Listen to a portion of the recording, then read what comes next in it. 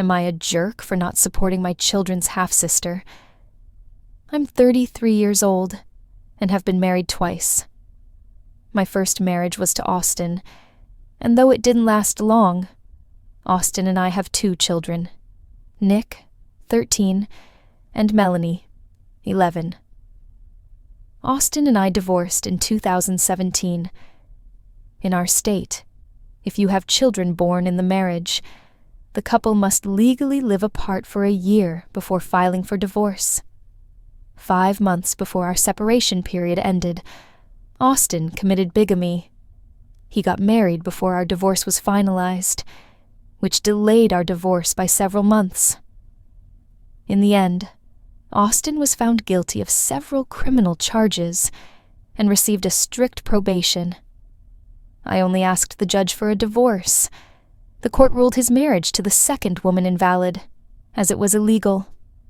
Austin stayed with this woman, Lauren, for about 5 years, as far as I know, and they had a daughter who is now around 5 years old.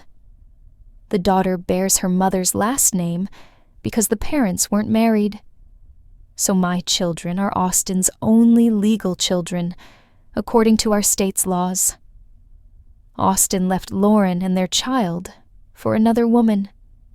He was ordered to pay minimal child support for their daughter, but he remains voluntarily unemployed to avoid making payments.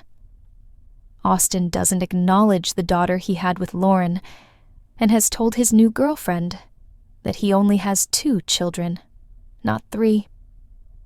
Lauren and her family tend to believe what Austin says. He told Lauren that I took his house and money, even though Austin had neither. I remarried, and the house we live in belonged to my current husband before we got married. My children live significantly better than Lauren and Austin's child. My former mother-in-law, Austin's mom, doesn't want to deal with his 3rd child, but gives expensive gifts and nice things to my children. Lauren and her family claim that I should divide everything 3 ways instead of 2, so their daughter also receives a share of what I leave to my children. They say she's entitled to it since Austin is the father of all the children. The family has asked me for money, diapers, and other things, claiming that I'm responsible for the child because Austin's family favors my children. One of the lawyers hired by the 3rd child's family contacted me and suggested I revise my will to provide for the child. After my father passed away in 2020, I inherited a significant amount of property, which Lauren's family wants their child to be included in. However, I am convinced that I am not obligated to take care of a child I didn't give birth to, and I'm being called selfish for refusing. Since the child bears the mother's last name, they should go to court to have the child's legal status recognized by a judge. Currently, the child has no inheritance rights from Austin or his paternal family. I'm not sure if Austin is listed on the birth certificate, but I assume he is, as he's paying child support. The judge noted that only my children are his legal heirs since they were born in marriage. So it's possible he's paying child support for a child considered illegitimate. My children carry his last name, which is important under our state's laws. Am I a horrible person for not taking care of my children's half-sister? P.S. When Lauren filed for child support, she told her lawyer what Austin allegedly said about me supposedly taking all his property. The lawyer insisted that this property be included in the calculation of the child support Lauren was supposed to receive, as if I had sold something on Austin's behalf. The district attorney from the area where Lauren lives, about an hour's drive from me, sent me a subpoena. I had to provide divorce documents proving that Austin was never the owner of our home. Lauren's lawyer obtained information about what my father left me in inheritance. The lawyer tried to convince the judge that the child was entitled to a portion of this inheritance since I was married to Austin, but the judge dismissed this claim. The lawyer also tried to prove that my children don't carry Austin's last name. I refuted that. I didn't have to appear in court anymore after the judge realized they were grasping at straws. Austin was ordered to pay Lauren $52 per month, the minimum amount for one child from an unemployed parent. Lauren also doesn't work. Austin works illegally to avoid paying Lauren. Now for the comments. I can't believe how sorry I feel for this child who got stuck with a deadbeat dad. But this isn't your problem. The dad is a scumbag, and the mom is just as bad. She wants her child to get a portion of the original poster's father's inheritance, even though neither the dad nor the poster have anything to do with this child. The mother is as bad as Austin, greedy and selfish. Cut off contact with Lauren and her greedy family. You're not responsible for her or her child. Consult a lawyer to send them an official letter and put an end to this madness. There is no reason why the original poster should have to share what her children receive, gifts, money, etc., with Lauren. This likely includes inheritances from grandparents. I'm not sure since I don't know where the poster lives, but this is probably true if her children are recognized as the only legal heirs. All 3 children are Austin's responsibility, and his parents likely have full rights to decide who gets their assets, the original poster's children. Am I a jerk for ending things with my girlfriend after she admitted she doesn't want kids? I'm 34 years old, a man, and for the past 2 years I've been in a relationship with Katrina, a 32-year-old woman.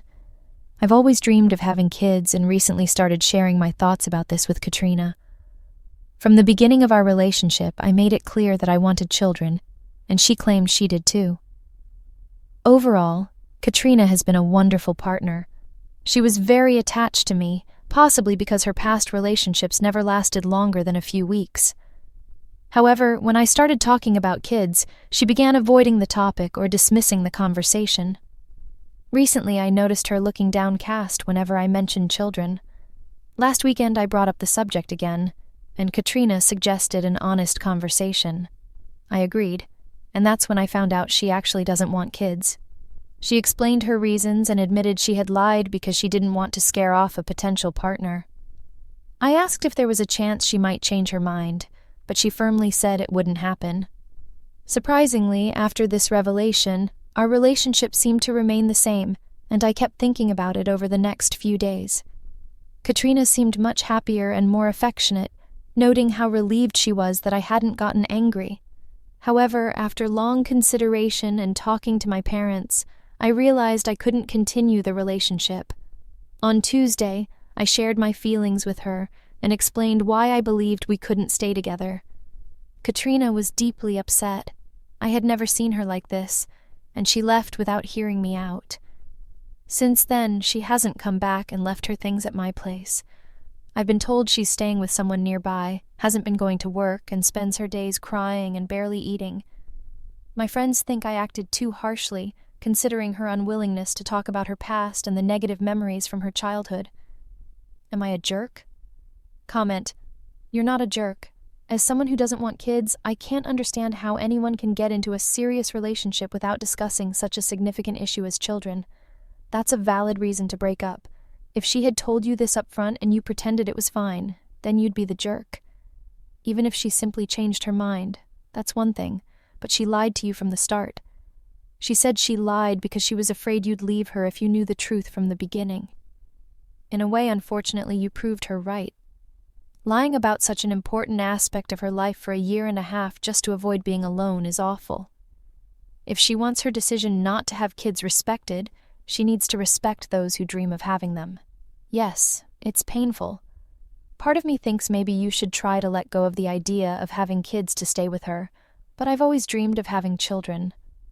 All of this just leaves me feeling sad. Comment: You're not a jerk. She manipulated you and broke your trust. That's a valid reason to end things. Don't let her play on your emotions and pull you back.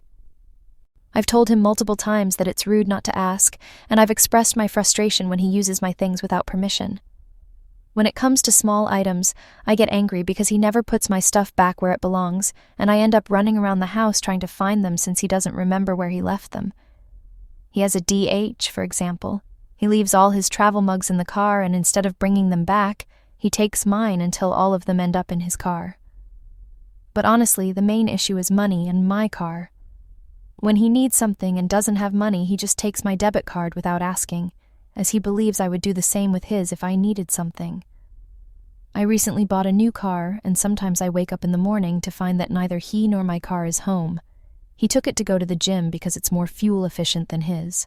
Or, for example, he'll use it to drop off old clothes at a charity. Again, he he takes my car.